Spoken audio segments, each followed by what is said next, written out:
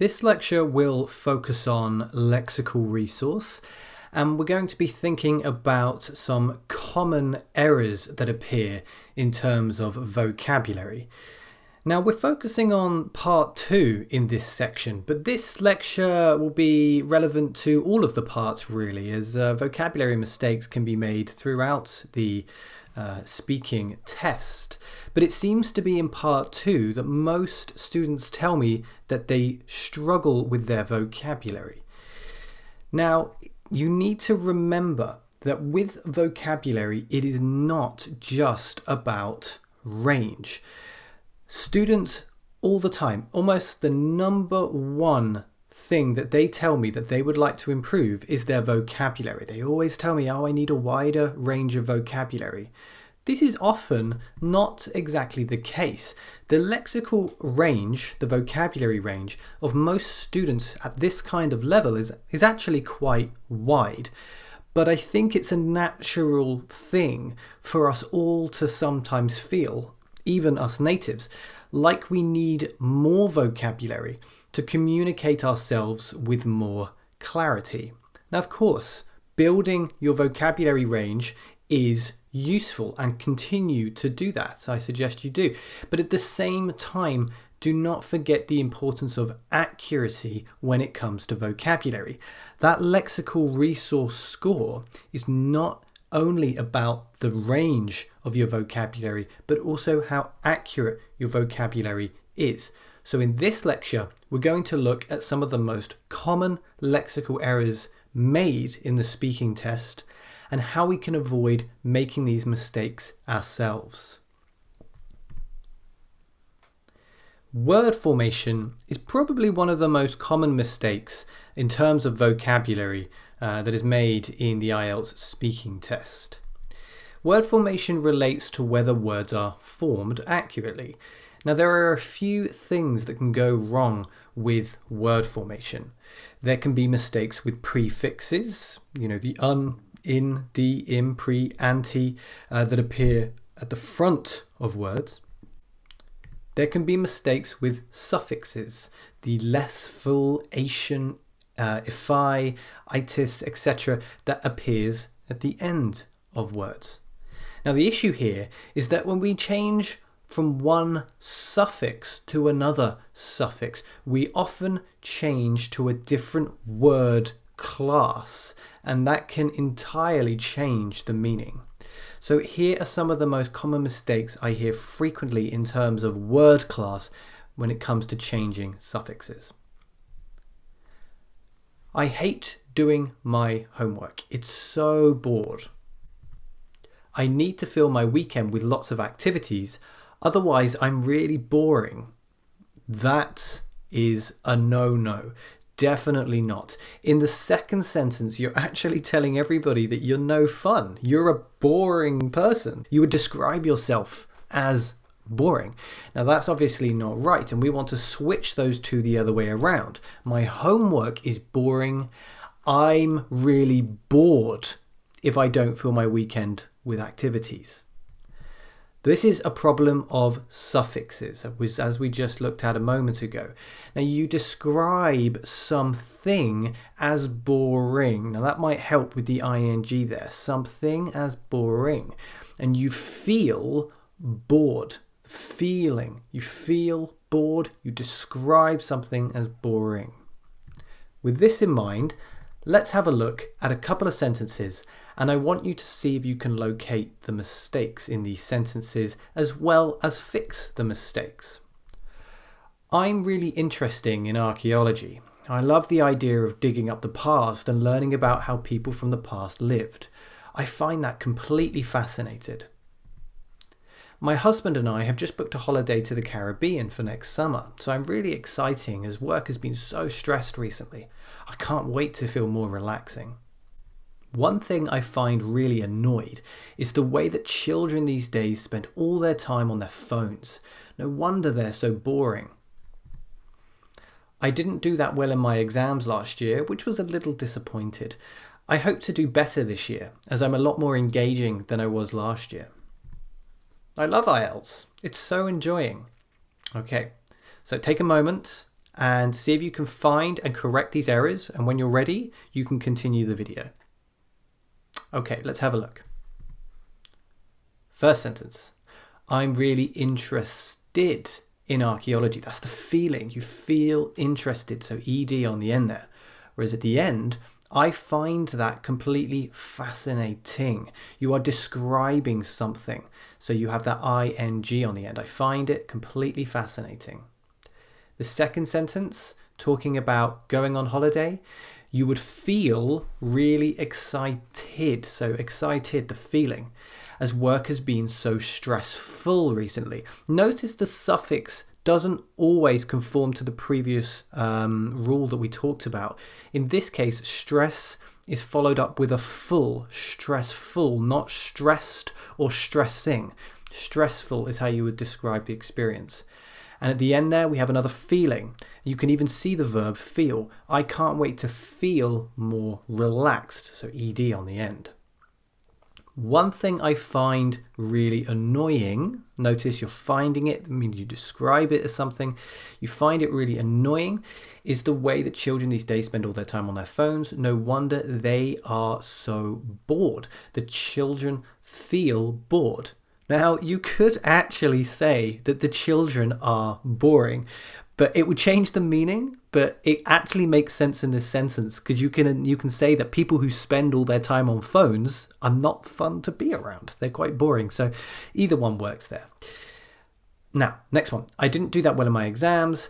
That was disappointing. So you could say that I was disappointed. That would be okay. But you are using which was. The which is a non-defining relative clause. We have a relative pronoun which essentially replaces not doing well in your exams. Not doing well in your exams is an experience, not a feeling. The experience we describe as disappointing. Okay? And the ending there, I hope to do better this year as I'm a lot more engaged. ed, because you've got I'm, so you've got that feeling. I am engaged. And the last one, of course, hopefully this is true. I love IELTS. Maybe it's not true. It's so enjoyable. Again, we're just changing that suffix at the end there. It's not similar to the other ones, but we're describing something. We're not reporting a feeling. It's so enjoyable. The other issue, particularly when it comes to part 2, is a lack of precision.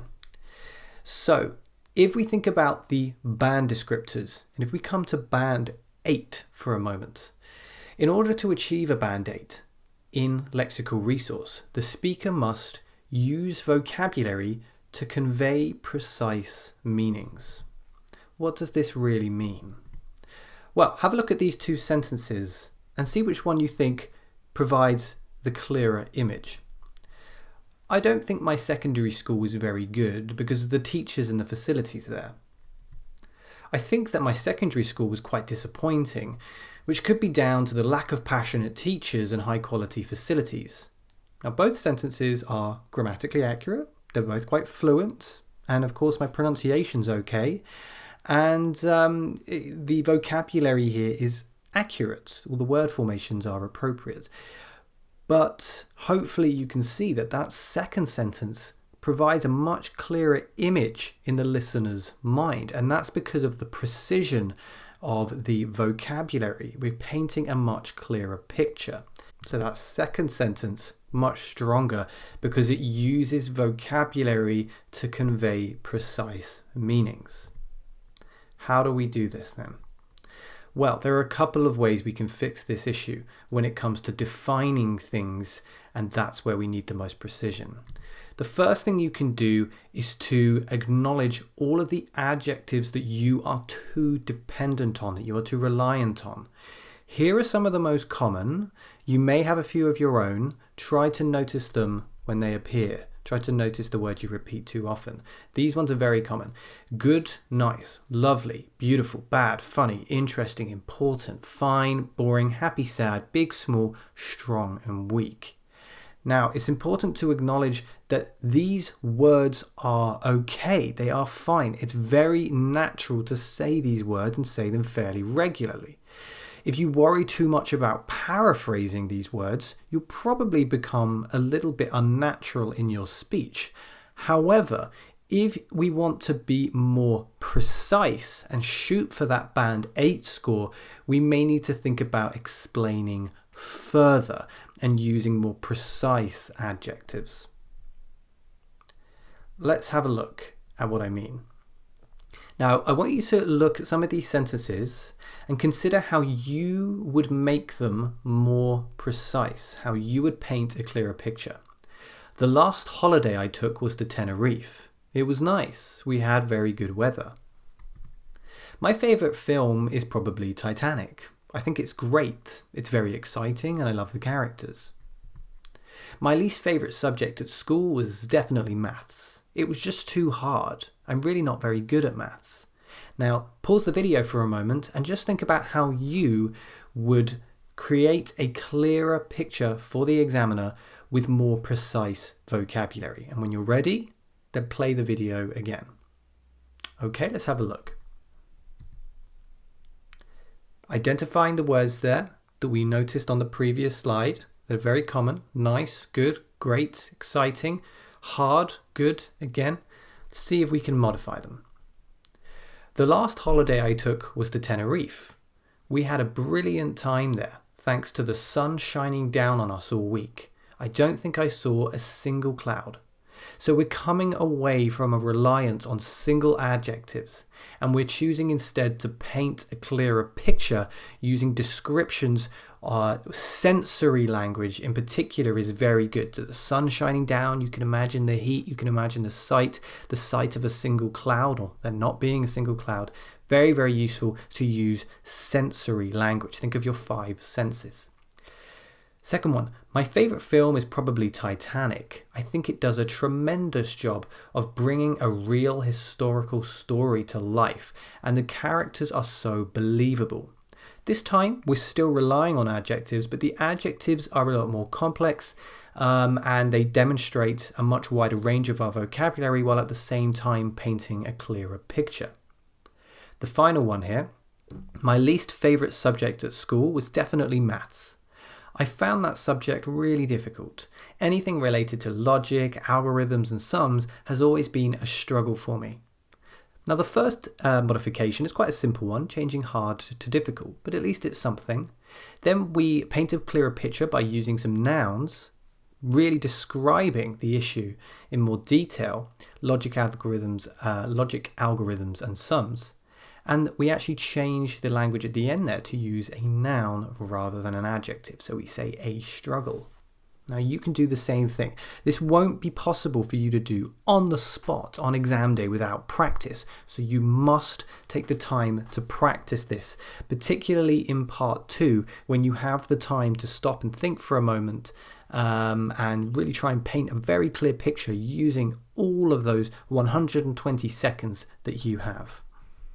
Now the final way of improving precision, or the second way I should say of improving precision, is to avoid describing things with negations. What do I mean by this? I mean sentences like, the film wasn't very good. My home isn't that big. The experience wasn't very interesting. The shirt wasn't very expensive. The holiday isn't going to be that long. Here you're explaining what things are not, but you're not really explaining what things are. Now this is a flawed approach really because it limits your vocabulary, it limits the detail that you can provide. Instead, we want to avoid those negations. The film was pretty terrible. Add a little bit more information as well, with lifeless characters and a boring plot. My home is quite small, though it feels cozy and homely to me. Notice the contrast there. The experience was really dull. I could barely keep my eyes open. The shirt was pretty affordable. It was on sale, so I got it for a bargain. The holiday is going to be quite short, as we only have time for a city break. Okay, so plenty of ways that we can avoid negation and provide more detail and precision. Final thing I want to talk about is when you don't know a word. And the most important thing that you must do is not panic. If you forget a word, do not panic. It's a very common occurrence. It happens to native speakers as well. You can't really help it. As long as you can accurately, naturally, and fluently communicate this problem, you can still save your marks, and you can actually demonstrate another layer of your English command. You can demonstrate the ability to communicate that you don't know a word at that moment. And we would do it like this. Here's an example. When I was younger, I used to do a sport called hockey, which involves two teams with hockey sticks trying to put I'm sorry, the word seems to have escaped me. Okay, I'm sorry, the word seems to have escaped me. Or, sorry, I seem to have forgotten the word. Sorry, I seem to have forgotten the word. But it involves putting a flat, round, black object into the opposing team's net by hitting that object with their hockey sticks. That flat, round, black object in hockey, by the way, is called a puck, but that's not really important here. What's important is that we use that language for forgetting language. Oh, I'm sorry, the word seems to have escaped me. Sorry, I seem to have forgotten the word. That's okay. It won't have a massive impact on your mark if you communicate this problem with this language. And then you do your best to describe the word with the words that you do know. Flat, round, black. You're using simple adjectives that will help you here. Okay, so if you don't know a word, don't panic. Use the language I've provided here, and then just try to describe the word as best you can.